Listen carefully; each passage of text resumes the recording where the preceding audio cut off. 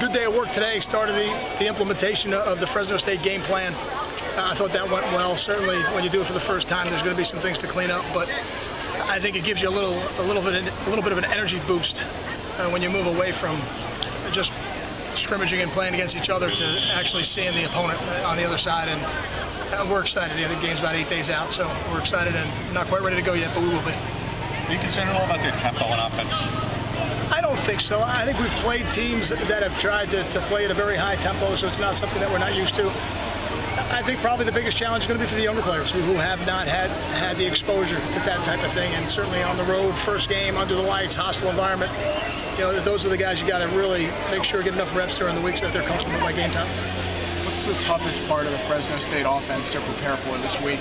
I think they have an elite level quarterback. Anytime a team has an elite level quarterback, we saw I think 2 of them really last year with the kid from Arkansas and the kid from Louisville. They can throw balls and complete balls against receivers that are really covered very tight, and they can stick it into really tight windows. So there are going to be some footballs that are not going to be defendable, and that's just the reality of it when you play against an elite quarterback. So he's a great football player, not a good football player, and it's a tremendous challenge for a young secondary like ours. That said, Kyle, how about the defense? Your strength on defense is the defensive line. How important is it to get pressure on Derek? And because it seemed like his worst game last year was the bowl game when he got sacked a bunch. His passes were off. I think we both have different teams now. Certainly, anytime you can pressure the quarterback, it's a positive. But what I've come to realize over the last couple of years is teams tend to not hold the ball very long versus us. And I think because of the pressure and because of the defensive linemen, they have a tendency to call plays that trigger a little bit more quickly. And I don't know if that'll be Fresno's game plan or not. But if a quarterback's going to take 5 steps and hitch and throw, you'd like to think you can get some pressure on them. With the young guys, you talk about how you haven't seen that kind of pace of a game yet. Is it almost kind of better that you're on the road and maybe less distractions and team bonding and all that kind of stuff? No, I don't think so. I think I think all of our players would really enjoy playing at home. Now, there are certain challenges of being on the road, and there are also certain distractions that get removed when you're on the road. You don't have to worry about as many tickets, and certainly going across the country, family members, I think will be a little bit limited in terms of who comes out for the game. So I think each one presents different challenges. We certainly love playing here at High Point Solutions Stadium, and if we could play all 12 here a year, we certainly would like that. Kyle, do you see any notable differences in your defense after facing an elite quarterback in practices and future games? No, I think we come out when we practice at a very high tempo every day. Our players give excellent effort in practice. Every team has different strengths and different weaknesses, and certainly the strengths of Fresno State begin with their quarterback.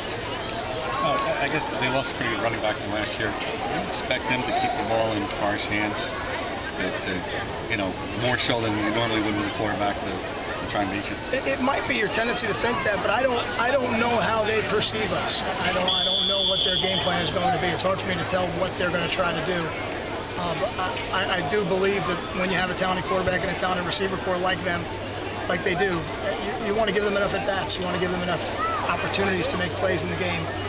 I don't know if I know enough about some of their younger running backs. I don't know if I've seen enough of those guys yet to know how they feel about them. But our defense always begins and ends with stopping the run. And we feel like we can stop the run and make any team one-dimensional. It gives us a better chance to win.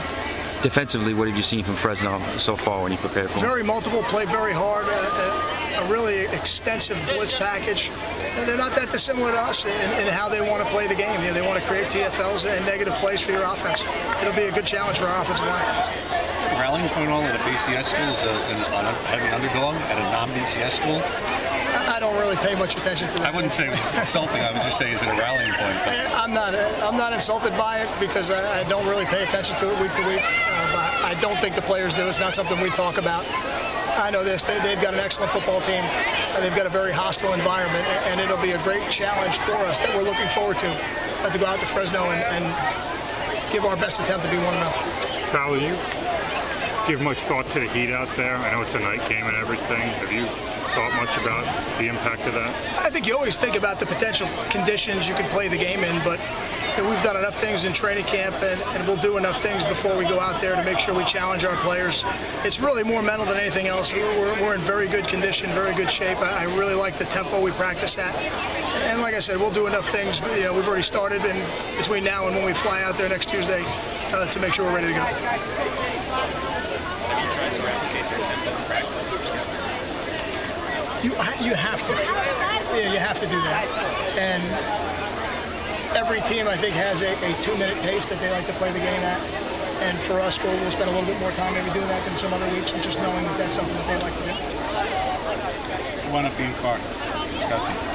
We have not gone fully to scout teams just yet, so we'll have to hold off that decision. We have a couple scout periods built in there tomorrow, and then we'll unveil Derek Carr in Piscataway. 2 more. Carl, do you know what the identity of your offense is yet? Can you tell that before first game?